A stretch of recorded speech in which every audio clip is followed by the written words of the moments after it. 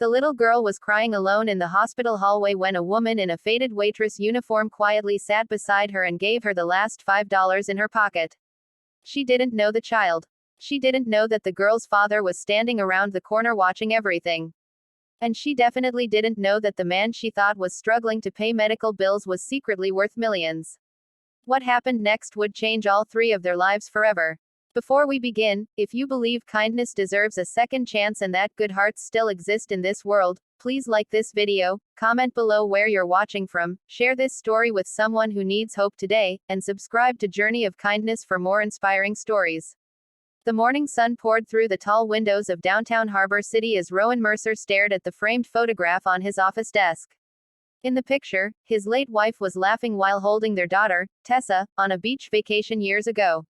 It had been 5 years since the accident that took her life, yet some mornings the grief still felt fresh enough to steal the air from his lungs. To the world, Rowan was a success story. At only 38 years old, he had built one of the region's largest logistics companies and sold part of it for a fortune. Business magazines called him visionary. Investors called him brilliant. Employees called him generous. But none of those titles mattered when he returned each evening to a home that felt too quiet. The only thing that truly mattered was 10-year-old Tessa. She was bright, compassionate, and carried the same gentle smile her mother once had. Yet she had inherited something else too, a rare heart condition that required constant monitoring. Although Rowan could afford the best doctors in the country, the fear of losing another person he loved never left him. Friends constantly encouraged him to start dating again. For years he resisted. Then eventually he tried. What followed became one disappointment after another. Many women seemed interested in his wealth rather than his character. Some became fascinated when they discovered his mansion. Others suddenly changed when they learned about his businesses. A few barely acknowledged Tessa's existence. After enough heartbreak, Rowan created a strange test. Whenever someone arranged a blind date, he arrived dressed simply, driving an old pickup truck he had purchased years ago. He never mentioned his companies or money. Instead, he introduced himself as a warehouse supervisor trying to support his daughter. The results were painful. Many dates ended quickly. Some women lost interest before the appetizers arrived. Others politely smiled while clearly calculating whether he fit the lifestyle they wanted. Each failed date reinforced his belief that genuine people were becoming harder to find. Months passed. Then one rainy Thursday evening, his sister convinced him to try one last blind date. The restaurant sat near the waterfront, glowing warmly against the storm outside. Rowan arrived early. His date arrived 20 minutes late. She spent most of the evening checking her phone. When she learned he worked in a warehouse, her enthusiasm vanished almost instantly. The conversation died. Eventually she made an excuse and left. It was familiar, predictable, and exhausting. As Rowan sat alone, he noticed a waitress moving between tables. Her name tag read, Marisol. She appeared tired, yet she greeted every customer with genuine warmth. While other servers rushed through their shifts, she paused to help an elderly couple read the menu. She carried extra napkins to a young mother struggling with 2 children. She even comforted a nervous teenage employee who had accidentally spilled a drink. There was something different about her. Something real. For the next few weeks, Rowan occasionally visited the restaurant. Not because he expected anything romantic, but because watching Marisol reminded him that kindness still existed. She worked long hours, sometimes double shifts, yet she never seemed bitter. One afternoon he noticed her slipping part of her tip into a donation jar for a local shelter.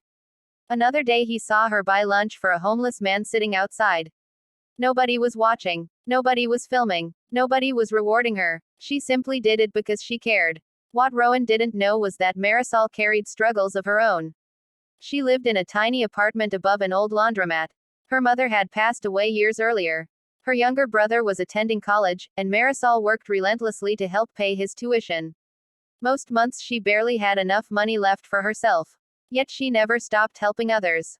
One bright Saturday afternoon, fate intervened. Tessa had been attending a community art fair when she suddenly felt dizzy. Within minutes she collapsed. Panic spread through the crowd. An ambulance rushed her to the hospital.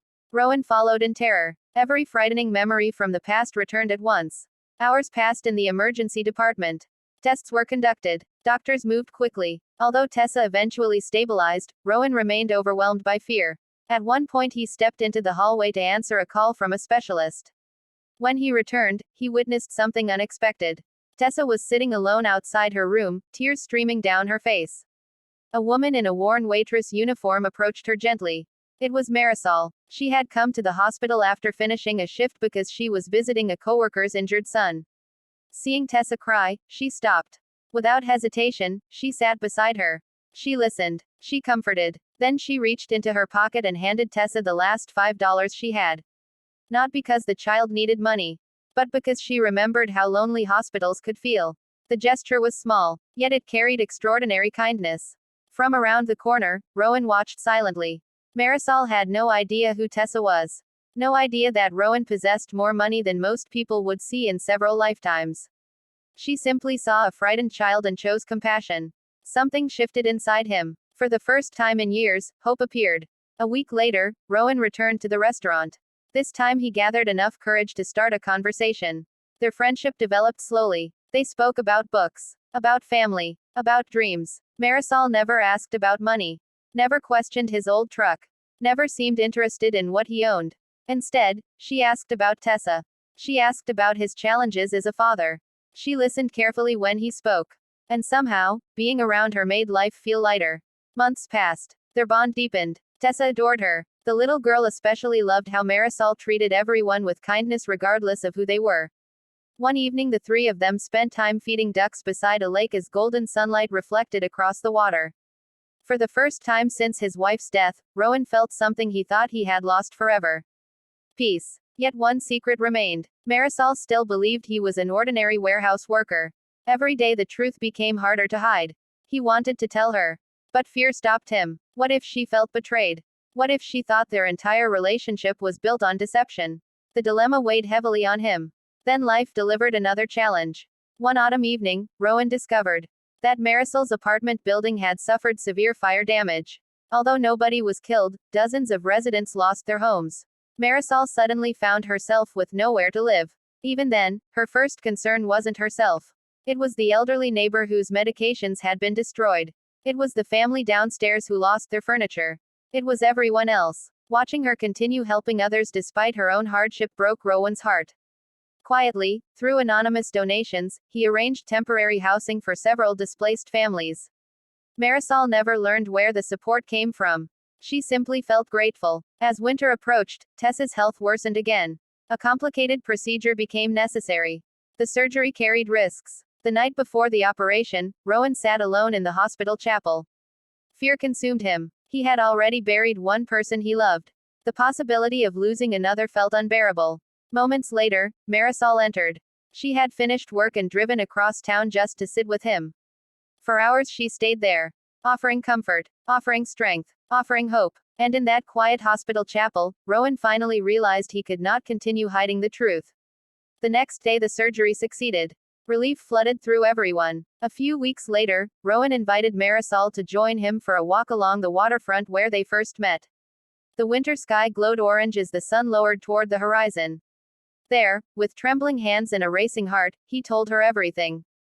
The companies, the wealth, the mansion, the dates, the test, the secret, every detail. When he finished, silence filled the air.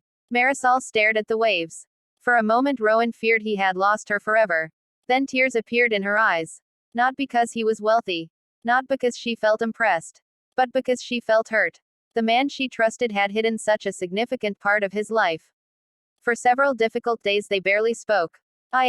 Rowan respected her need for space. He understood her disappointment. Meanwhile, Marisol wrestled with conflicting emotions. She understood why he had done it. Years of being used had left scars. Yet trust mattered. Eventually she remembered something important. Throughout all those months, the man she had come to care about remained the same person. The same devoted father. The same compassionate human being. The same man who worried endlessly about his daughter. Money had not created his character. It had only complicated it. A week later she visited Tessa. The little girl ran into her arms. In that moment Marisol realized what truly mattered. Not wealth. Not status. Not mistakes. But the love they had built together. Months later, on a bright spring afternoon, Rowan organized a charity event supporting families with children facing serious medical conditions. Thousands attended. Volunteers worked throughout the city. At the center of it all stood Marisol. The waitress who once gave away her last $5. the woman who had unknowingly changed a millionaire's life through simple acts of kindness. That day, Rowan publicly announced a foundation dedicated to helping struggling families. He named it after his late wife and included Marisol as a founding director.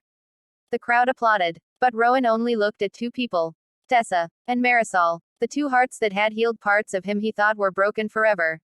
Years later, people would often ask Rowan how he knew Marisol was different. His answer never changed. He would tell them about a frightened little girl in a hospital hallway, a waitress with almost nothing, and $5 freely given. Because true character reveals itself when nobody is watching. And true wealth is measured not by what we keep, but by what we give away.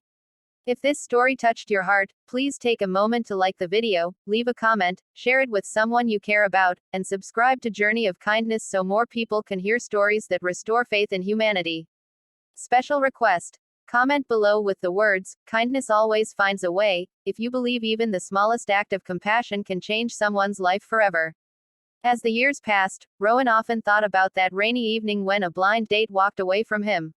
At the time, it felt like another disappointment. But sometimes life closes one door quietly because something far more beautiful is waiting beyond it. A millionaire searching for sincerity found it in a waitress with a generous heart. A little girl searching for comfort found a friend. And a woman who had spent years giving to others finally found a family who loved her unconditionally. Their story became proof that kindness never goes unnoticed, even when it seems invisible. Somewhere, somehow, every good deed leaves a mark. And sometimes, that mark becomes the beginning of an entirely new life. The end.